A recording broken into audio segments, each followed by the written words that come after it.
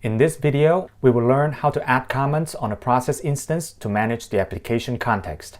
For this demo, let's continue with the same example of the automated management process and add comments to it. But before we add comments, we are going to create a process instance where a comment can be added into a workflow execution. We will use the Create Process API to create a process instance for an automated management process. The status 201 tells us the API call is successful.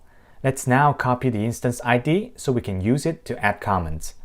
The API we will use is a post call to workflow/v1/process instances followed by the process instance ID. I will use the ID I copied on the previous step to add a comment by adding /comments at the end.